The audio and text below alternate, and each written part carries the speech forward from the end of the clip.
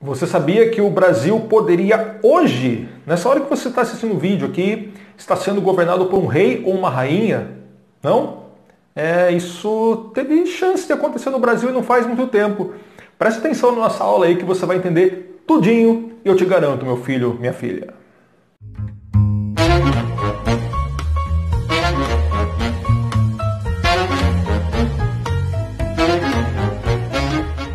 Salve, salve pessoa! Seja bem-vinda, seja bem-vindo. Esse é o canal Fundamental da História e eu sou o professor Enéas, meu amiguinho, minha amiguinha. Se você está chegando aqui pela primeira vez, eu te convido já a você fazer um favorzito que não te custa nada, que é muito, mas muito de graça mesmo, que é se inscrever no canal e deixar o seu like danadinho, especialzinho, chuchuzinho aqui pra mim, que isso vai me ajudar bastante e o canal vai crescer. E meu canal tá muito pequeno, gente. Tá? Isso está me deixando depressivo. Olha só, sem mais delongas, hoje então a gente vai falar aqui de um evento que aconteceu no Brasil no ano de 1993, que poderia ter mudado um pouco a forma com a qual o nosso país é governado. Exatamente, no ano de 1993 ocorreu um plebiscito no qual o povo pôde opinar, de repente até escolher quem governaria o Brasil. Seria um presidente? Seria um presidente com menos poder? Ou de repente a volta de um império, de uma monarquia governada lá pelos herdeiros de Dom Pedro II? Vamos às informações. 1988, o ano da nossa Constituição, quando ela foi redigida pela Assembleia Constituinte, um deputado federal eleito por São Paulo, chamado Antônio Henrique Bittencourt Cunha Bueno, ele propôs um plebiscito no qual o povo poderia escolher a forma e o sistema de governo. Ou seja, o Brasil poderia, de repente, mudar, deixar de ser uma república e se tornar uma monarquia, ou melhor, retornar a ser uma monarquia, lembrando que o Brasil, na sua independência, nasce como um país monárquico com o imperador Dom Pedro I. Poderia, inclusive, manter o sistema republicano, mas uma república diferente, uma república parlamentarista. Você já vai entender tudo isso daqui a pouquinho, tá? Como que seria feito isso? Através de uma consulta ao povo, ao que nós chamamos de plebiscito. Você não sabe o que é um plebiscito, pessoal? Plebiscito é um termo criado ainda na Roma Antiga, mas que aqui no nosso caso mais atual diz respeito justamente a isso, a uma consulta popular. Isso pode ser só uma chancela, uma decisão polêmica aí, se o povo está de acordo ou não, ou de repente até para que se tome uma decisão que mude tudo, uma decisão diretamente nas mãos do povo. O povo vai, muito parecido com o que acontece hoje, quando a gente vai às eleições, votar, escolher um candidato, uma candidata, mas no caso você não vai escolher um candidato a um cargo público, e sim você vai dar a sua opinião sobre alguma coisa.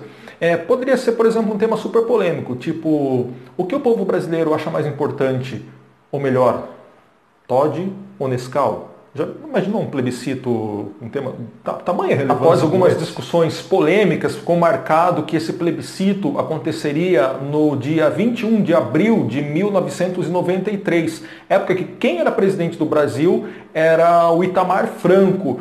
Itamar Franco, para você, inclusive, talvez você que é um estudante, um vestibulando, uma vestibulanda, tem duas coisinhas importantes para falar sobre ele, tá? Foi no governo dele que foi lançado o real, essa moeda que a gente usa até hoje, e também, é claro, o plebiscito que escolheria formas e sistemas de governo.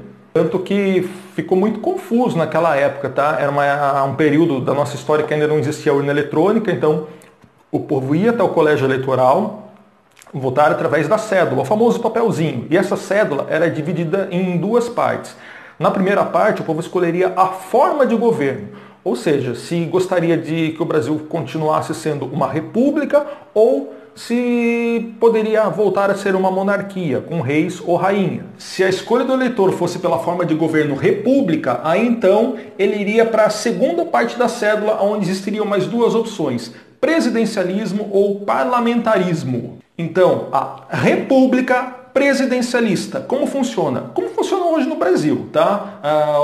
Os povos, eleitores aí, eleitoras elegem o presidente da república e esse é chefe de Estado e de governo. Como assim, tá? O chefe de Estado é aquela pessoa que tem um poder representativo, é a pessoa que vai falar em nome do país fora do Brasil, por exemplo, mas ao mesmo tempo também é chefe de governo, é a pessoa que vai estar ali de fato ajudando a tomar as decisões importantes aqui internas do nosso país. No caso do parlamentarismo republicano, o povo elege o presidente sim, mas esse não governa de fato, esse tem só o caráter de poder representativo.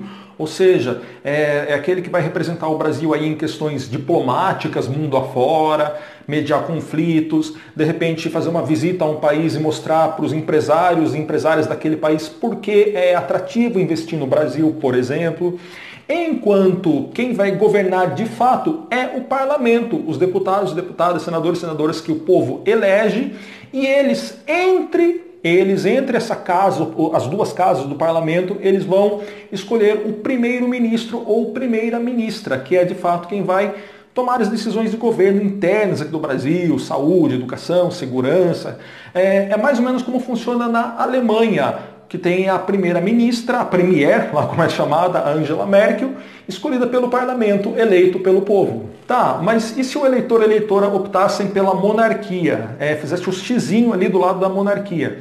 A segunda parte ficaria estranha, ela perderia um pouco o sentido. Imagina, presidencialismo com um rei, presidente, rei, perde o sentido, né? Então, se escolher uma monarquia, é claro que vai ser uma monarquia parlamentar. É mais ou menos como funciona na República parlamentarista. Só que ao invés de ter um presidente da República eleito pelo povo que representa o país mundo afora em questões diplomáticas, quem vai fazer essa função, quem vai ter essa função é o rei e a rainha. Como funciona, por exemplo, hoje na Inglaterra, é o caso mais clássico aí, mas também na Holanda, por exemplo. Reis e rainhas têm a sua importância diplomática, de representar o país, de ser uma pessoa que vai fazer, de repente, um marketing, bom marketing do nosso país mundo afora para atrair investimentos, enquanto quem governa de fato ainda é o parlamento, ou seja, deputados, senadores e senadoras eleitas pelo povo que vão escolher o seu primeiro-ministro.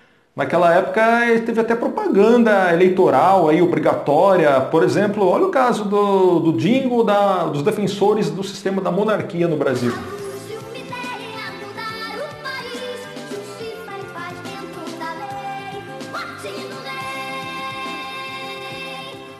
Aquele plebiscito foi um verdadeiro show de horrores, porque muita desinformação rolou, notícias falsas, os defensores de um sistema falando que o outro sistema acabaria com a democracia, né?